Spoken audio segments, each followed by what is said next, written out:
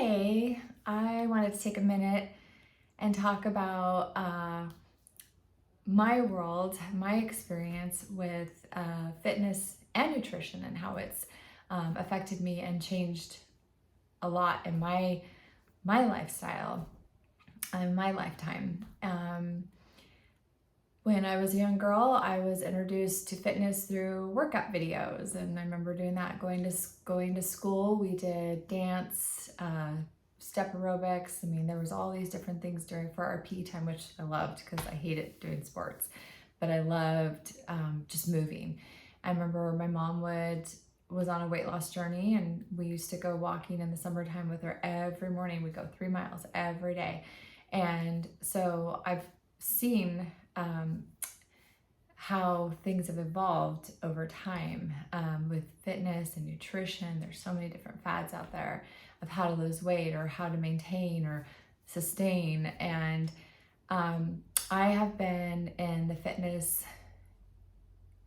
industry for 16 plus years, teaching fitness, working with hundreds of people with their weight loss journey or with their fitness journey. I've coached many women and men with their different styles of what works best for them for fitness. Now, nutrition is also the same thing. Nutrition is so personal, and there are so many different fads out there, and I have been a part of those fads. I remember when I was a young girl, I had horrible stomach issues. I couldn't even go to church and to eat the bread without getting stomach pain because I couldn't. My digestion was so out of whack. And so my mom took me to a naturopath doctor, where the naturopath doctor diagnosed me with candida, and that's a bacteria in your stomach, and it's from eating poor foods. Eventually you get candida, and so it's a diet change and lots of probiotics. And so I was a young girl changing my diet, bringing like gluten-free bread, which nobody even heard of gluten-free then, to school. It was this tapioca bread, and it was hard. And I would do turkey meat, mustard, tapioca bread. That was my lunch, and it would stick to the roof of my mouth. But I remember my food was always different from everybody else. And so it's frustrating. It wasn't perfect because when you're a kid, you want to eat what everybody else, and sometimes you cheat. So, but I hold myself really high for trying not to deviate from my diet. I've even done, along with that, doing the candida diet. Well, back in those days, it was my naturopath said, don't eat dairy, don't eat sugar, don't eat wheat. So, and you're thinking, well, what do you eat? But I think nowadays we have so many options compared to what I had back then. And so there weren't a lot of health food stores. There weren't a lot of gluten-free options. And, so it was a little bit trickier, and being creative to have fun foods that most kids like to eat was really tricky. So I have always adjusted my nutrition, adjusted my work, my movement throughout my life. And so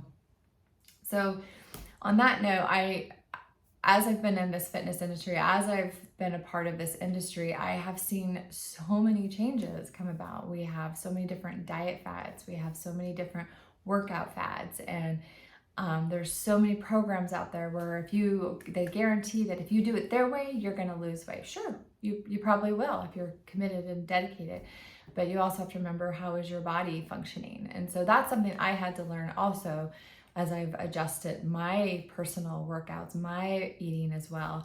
And so I really believe in, and I teach this to my clients, paying attention to your body, listening to what your body tells you, and that goes with your gut health and your fitness. And so there are 5 things that I really stuck to with my journey. And I think I'm at this point now where I understand my body a lot more. I have, with my fitness journey, and I'm going to give you a little background, I have done everything. I have done classes, spin classes, high intensity classes.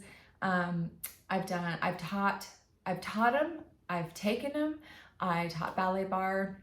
I have 2 different certifications in ballet bar. I've taught ballet bar for quite a while, and so that's kind of where everything kind of changed and shifted for me um, with fitness. And so I went from high intensity workouts, I'd work out for hours, and then I would go to and then I started just doing strength training. I just straight up strength training. I got into powerlifting.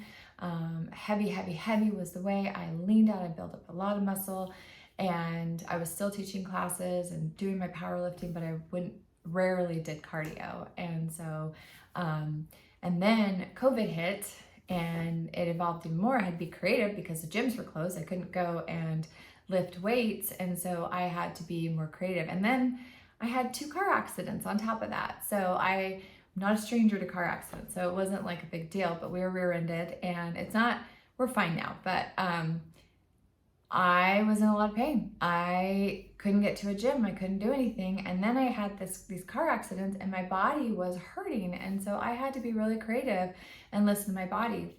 And it was through chiropractic, massage, and physical therapy that I developed a way of fine-tuning my body, and I use it for my clients as well. So my fitness has evolved over time. I just this summer started running again, and it was more of a mindset. I wanted to try it again. I wanted to see if I liked it, and to see if I could push myself through it. And I hate it, to be honest. I absolutely hate it, but it motivates me, and it allows me time to clear my head and have some headspace. And so I enjoy that part of it, and I enjoy pushing myself. I push myself really hard, and so I really enjoy that part of it. And especially there's been things in my world that I couldn't control, and so I feel like being able to redevelop something again, it's been years since I ran, has given me a focus, and has allowed me to clear my head and reevaluate who I am. So I look at it in that way. It allows me to develop a new mindset. But I wanted to talk about 5 points that have helped me in my journey. And the first one is mindset shift, from the outcome to process. So I watching all these fads, watching all these things, when I had those car accidents, when COVID hit, it changed everybody's world, and it was an adjustment. And so I had to redevelop a skill that taught me to appreciate where I'm at and work for a goal. And so I had to shift everything, and I don't powerlift anymore. I still go to the gym, and I still lift weights, and I still deadlift, and I still squat, and I still bench, and but I don't go as heavy as I used to go because I'm not doing a competition, but I do it to maintain because I think they're important functional movements that we need. Also with my diet has changed so much. I love nutrition. I've done a lot of research, and I have trial and error on myself, paying attention to how my body feels. And so I think I pretty much have that under control. So that part I've always really stuck strongly to. I have made a few shifts over time, but for the most part, my nutrition is where it is, and it's been a mindset, and it's something that I really enjoy doing. But with fitness, it was hard to watch myself not be able to pull 300 pounds in a deadlift, or to bench 135 and to squat 255. So that was quite a shift.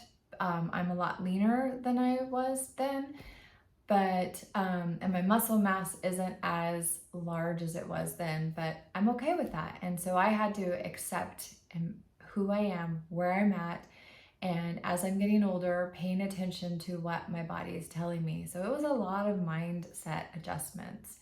The second one is diverse range of activities. I had to be open to shifting my activities, always not being stuck on this is the only way, 3 hours at the gym. And I did. I was there 6 days a week, 3 hours at the gym, bodybuilding, and I had a lot of muscle and it looked great. And so I had to shift and allow myself to be open to other activities that would benefit me. Started adding yoga, started adding mobility stretches. Now I incorporate mobility with my strength training. If I'm tired, I'm tired. I would rather sleep and catch up on sleep than go work out. I know that sounds silly and I love working out. Or just going through like emotional trauma, I had to pay attention. So maybe it was a day of just meditation and or going on a walk or just shifting everything. And so being open to trying new things and listening to what my body was telling me for that day. The number 3 is looking at nutrition as fuel. I believe nutrition is medicinal. I believe if you're eating the right things, that it is healing. And so I look at food as healing. I look at food as a staple, not something where I'm constantly changing. So I'm a big believer in listening to your body, paying attention to what you eat, how it affects your body. And so, and how much I was eating. So I would, so I look at nutrition as fuel, as energy, as a way of healing. And so I have always stuck strong. I've been doing that for over a decade and I'm always shifting that and always relearning. But I don't look at it as an enemy. I just adjust what I'm eating. I think it's okay to have a little day where you have ice cream or, or heck, make your own ice cream, which I've done that before. And so use healthier ingredients instead of unhealthier ingredients. So that's how I do my fuel. So just knowing what's in your food, knowing how it's going to affect you, and looking at it as food is what we need to live by. We need fuel and for energy. And so do your homework. Look into what foods are going to help. Try it out. If it causes tummy issues, then try something else. And so it's healthy. So I look at food as a big part of the weight loss journey, and I look at it as not the enemy, but as a source of healing and nurturing. And so that's a mindset shift for me too. Always adjusting my food as well. The 4th one is embracing rest and recovery. And I said that earlier with trying new activities. There are days where I just might want to go on a walk, or there are days where I just don't want to do anything and I just want to sleep, and I'll just sleep longer instead of getting up and going to the gym or working out in my space. I will just rest. And sometimes my brain just needs a break from always thinking of fitness or feeling guilty because I didn't do a workout that day. And so I'm allowing myself time to recover and to rest. And if you're pushing yourself really hard and you're really sore, your body's telling you something. So really, really listen to what your body's telling you. Those are things that are important. I used to push myself so hard, I'd be sore, and then I'd push again, and I'd be sore again. And all I would do is just shift. Instead of doing legs, I would do upper body. And then I would do another upper body, and then I would do legs again, and I was still sore. And it's not allowing myself to really recover and to let the body take a moment to heal. And that's where food comes in too. If you're working out really, really hard, you're tearing the muscles, you need that protein, those nutrients to rebuild the tissue. And so combining rest with recovery is really, rest, recovery, and nutrition are key to healing. And so I look at my journey as a healing journey, as me evolving as a person and embracing. Number 5 for my 5th one is accepting my body differences. So not one body is the same. Everybody has a different body type. And it took me a while. I remember being a young girl, borderline anorexia, because I wanted to be skinny like the models, and I'm not. I'm petite, but I'm not skinny. I have hips, and I'm narrow on top, and I'm wider on the bottom, and I work really hard to, build my shoulders up, and I have a lot of upper body strength. Not where I would like it, but that's okay. It's always a goal, right? But accepting where I'm at now, my body's aging, my body's changing as it does, and loving who I am. And I am so grateful that as hard as it was for me to accept that change, which change is hard, and I'm accepting change now in my life, in my personal life, but understanding that I am who I am. I am a unique individual. My body is different, and it's not an external look, but it's also internally accepting who I am. And that was really hard for me because we're always trying to keep up with another person here. And I work with a lot of women that are going through change with their bodies and might be going through menopause, or might be having a baby, or just had a baby, and it's a lot of change on our body, and it can be hard, and we have to be patient, we have to be understanding, we have to give ourselves grace, and know that there's a time that all these things will work into place. And it takes dedication, it takes goal setting, and it takes new habits. And so recognizing how your body is now and what your goal would be, then baby steps, working towards that.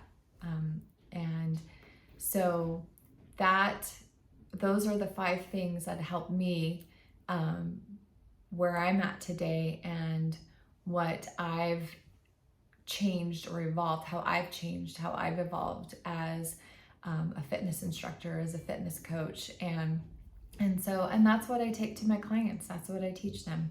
I teach them to recognize what their body's telling them. I don't avoid exercises because they have an injury. We just adjust to heal. And so there's other muscles around that injury that will help the one muscle that's injured and help support it. And so that's how I look at our whole as a body. Where I love the idea, I love creating a community where we can support each other and help each other. And it's the same thing with our body, recognizing, accepting, and finding ways to work towards a goal with those 5 key points. And that's how my fitness journey has evolved and has changed over time. And it's always evolving, it's always changing, but I'm accepting where I'm at now, and I'm also accepting where I'd like to be in the future. So I hope this was helpful. That's how my journey is over time, and where I'm at now, and the 5 key points that I feel are very helpful to adjusting and evolving with your body. And the biggest thing is we modify, but we don't compromise. And I will always stick to that.